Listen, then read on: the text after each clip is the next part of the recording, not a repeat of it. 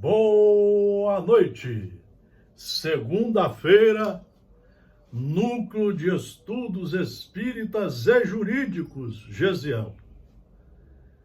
Nós temos atividades segundas, quartas e sextas, às 19h30 e aos domingos às 9 horas. São 4 aulas semanais.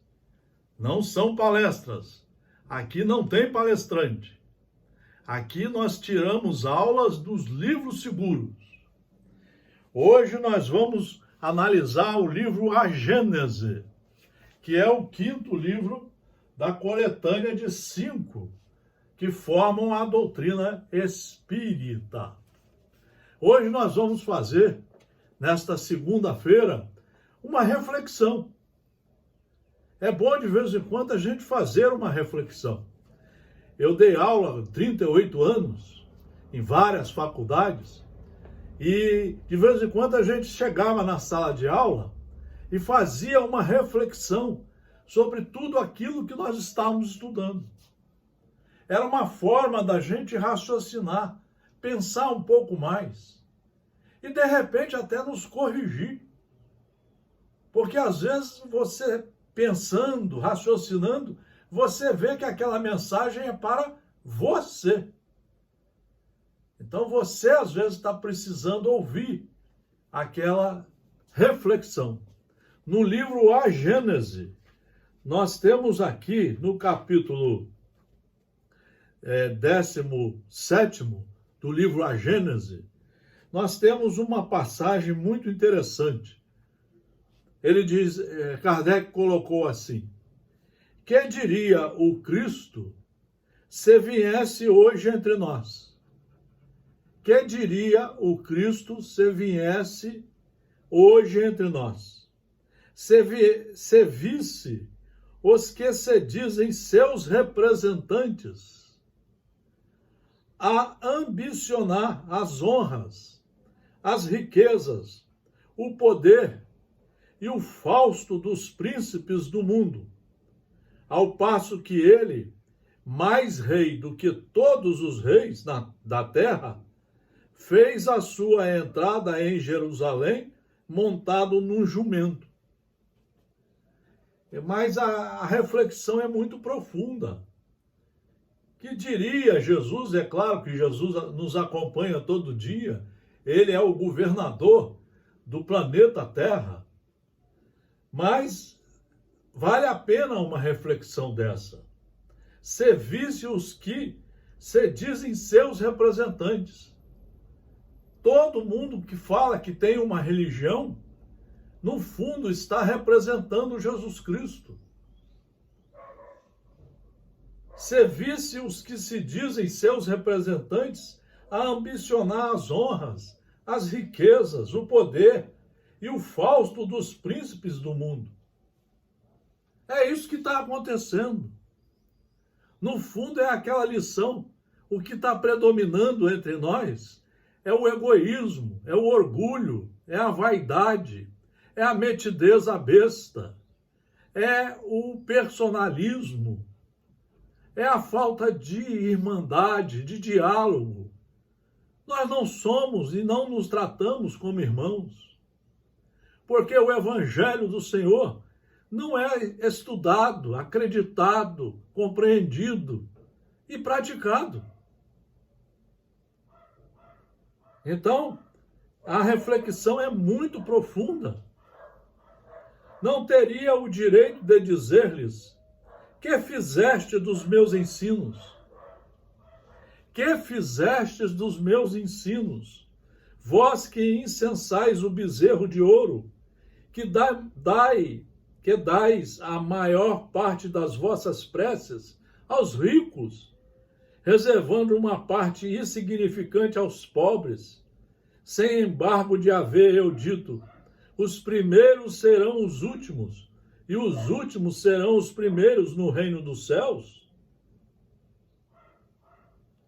E aí a pergunta que Kardec faz: que vocês fizeram ou estão fazendo dos meus ensinos? Estão nas prateleiras, estão guardados. E o pior é que a maioria esmagadora dos adeptos da religião dizem que não tem tempo de estudar os seus ensinos, quanto mais segui-los. É uma reflexão muito profunda. Humberto de Campos, o irmão X, colocou num livro há 70 anos atrás que o Brasil poderia ser a pátria do Evangelho. Já se passaram 70 anos e o Evangelho está cada vez mais esquecido, cada vez mais guardado. Eu vou usar até um termo: o Evangelho está até escondido nas prateleiras. As pessoas querem fenômeno, querem mensagem mediúnica, querem milagres. As pessoas querem falar mentiras. As pessoas adoram o sensacionalismo. E Jesus, Kardec, naquela época, já estava fazendo uma reflexão profunda sobre isso. No livro A Gênese. Mas se ele não está carnalmente entre nós, está em espírito. E como o Senhor da parábola virá pedir contas aos seus vinhateiros do produto da sua vinha, quando chegar o tempo da colheita. Nós teremos que prestar contas, porque existe um comando que é Deus, e existe um conjunto de leis que estão em vigor eternamente. E uma dessas leis é a lei de justiça. A cada hora nós seremos questionados sobre os nossos atos, nossas ações e, o pior, as nossas omissões. Então vocês vejam que Allan Kardec, há 160 anos, já estava preocupadíssimo com isso. E olha o que ele ainda diz nesse mesmo capítulo: que fizeram das suas máximas de caridade, de amor e de tolerância. Que fizeram das suas máximas de caridade. Aí o pessoal que não gosta de estudar traduziu caridade por cesta básica e roupa velha. E o pessoal que não gosta de estudar te agride até, achando que aquele capítulo 15º do Evangelho segundo o Espiritismo está falando da caridade, sim. Mas não é dessa que nós adoramos fazer, principalmente quando temos cesta básica e roupa velha. A caridade que está no Livro dos Espíritos é a indulgência, é a benevolência, é o perdão, é a paciência com as pessoas que não gostam de nós, com as antipatias, é a tolerância dos parentes difíceis, é a tolerância das situações difíceis,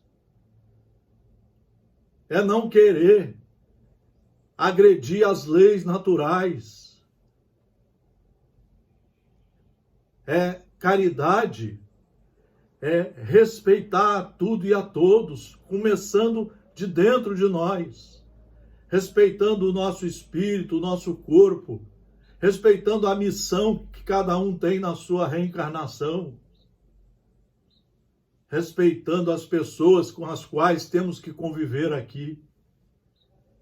A maioria de nós não suporta conversar um com o outro. A maioria de nós não telefona mais para os outros. No WhatsApp só põe uma figura. Porque nem mandar um abraço as pessoas estão com vontade de mandar. Que fizeram das suas máximas de caridade, de amor e de tolerância, das recomendações que fez a seus apóstolos para que convertesse os homens pela brandura e pela persuasão, da simplicidade, da humildade, do desinteresse e de todas as virtudes que ele exemplificou. O que é que nós estamos fazendo disso? Nada, absolutamente nada.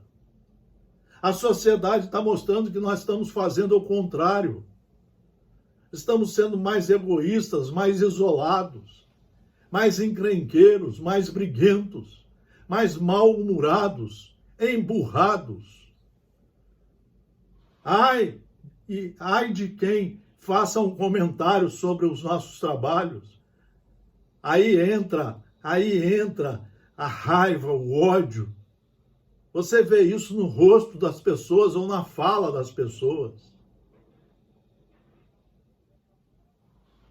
Em seu nome, os homens se anatematizaram mutuamente e reciprocamente se amaldiçoaram. Estrangularam-se em nome daquele que disse: todos os homens são irmãos. Do Deus infinitamente justo, bom e misericordioso que ele revelou, fizeram um Deus cioso, cruel, vingativo e parcial. Aquele Deus de paz e de verdade sacrificaram nas fogueiras, pelas torturas e perseguições, muito maior número de vítimas do que as que em todos os tempos os pagãos sacrificaram aos seus falsos deuses. Hoje nós estamos vendo a sociedade com uma quantidade enorme de vítimas. A metade da população brasileira, por exemplo, não tem água e esgoto, não tem água potável. 30 milhões de jovens brasileiros nunca tiveram acesso à internet. Muitos não têm uma cama. Muitos não têm empregos. Muitos não têm aonde recostar a cabeça. E a maioria dos milionários, que são os 10% da população, e a maioria da classe média, não está nem aí. Então vocês estão vendo que no livro A Gênese, Kardec, há 160 anos, já fez algumas indagações importantíssimas. E nesta segunda-feira eu quis trazer para as nossas reflexões. Ao nosso ver, o que ele quer dizer é que nós precisamos estudar as leis de Deus todo dia, como alunos, para empreender dentro de nós uma reforma íntima, uma reforma moral, e passarmos a sermos humildes, serenos, de corações limpos, de almas puras, aquela alma que segue os ensinamentos de Jesus. Essa criatura passará a fazer o bem primeiro para ele. Isso é que é a principal caridade. E lógico que estará fazendo a caridade com os seus semelhantes. A partir dessa segurança pedagógica, dessa segurança jurídica, porque estará implantando o bem aonde estiver, principalmente consigo e com os seus semelhantes. Só o Evangelho estudado 1 hora por dia, no mínimo, é que nos dará essa segurança pedagógica para empreendermos as mudanças, para voltarmos a sermos cristãos de verdade. Aquele cristão que cumpre os ensinamentos das leis de Deus, os pratica incessantemente, subindo os degraus da perfeição. Boas reflexões, sempre tirados de livros seguros, hoje tirados do livro A Gênese. Vamos pensar muito sobre o que estamos fazendo desses momentos que estamos vivendo nesta encarnação. Uma boa semana, boas reflexões, tudo de bom.